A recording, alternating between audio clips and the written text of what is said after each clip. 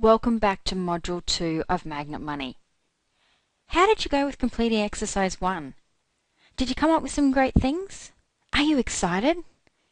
Well, if not, then maybe you should go back and spend some more time and dream bigger. Well, now that you've got these big dreams written down, let's get real about how you can make them happen.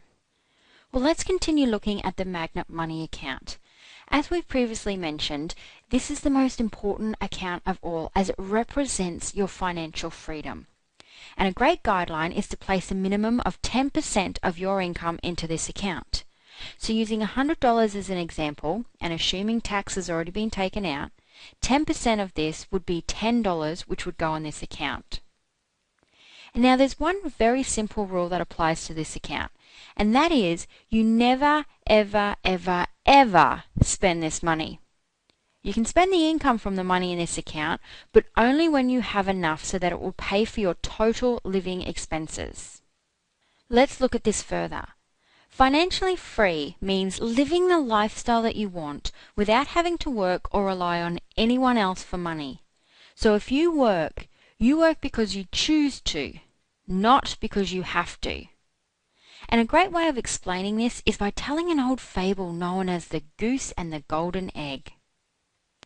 Once upon a time there was this countrywoman who owned the most beautiful goose you had ever seen, and her name was called Acetia. The countrywoman spoke of her proudly to the people in her village and took great care of her, as she was a very special goose. Every day, Acetia would lay a solid, glittering golden egg, which the countrywoman collected and took to the local market every Sunday to sell. Week by week, she began to grow rich, but it wasn't fast enough for the countrywoman. You see, she was an impatient woman, and so one night, while counting her money, the countrywoman came up with a great idea, which was to cut Acetia open and collect all of the golden eggs at once. Now the countrywoman was obviously not a bright woman, because when she did this, there were no golden eggs inside, and her precious goose was now dead. Now you may be listening to this wondering, well, what has this story got to do with my money? Well, it's a great story to illustrate that you should never kill your goose. So the goose represents the asset because it is the one that is producing the eggs. An asset might be money that you've saved up in a bank account that pays you interest, or it could be an investment property that you own and someone else lives in it and pays you rent. So it's money coming in without you having to go to work. The egg represents the money that you get from owning the asset. So if you spend the asset, it's like killing your goose. So you should only spend the eggs. So in other words, the money in this account can only be saved and invested and never spent. You can draw an income from this later, but only when it covers your living expenses. And we cover this concept in more detail in our Wake Up Your Money program. So if you haven't already gone through this one, then I highly recommend it, as it does form the basis of your understanding around managing your money.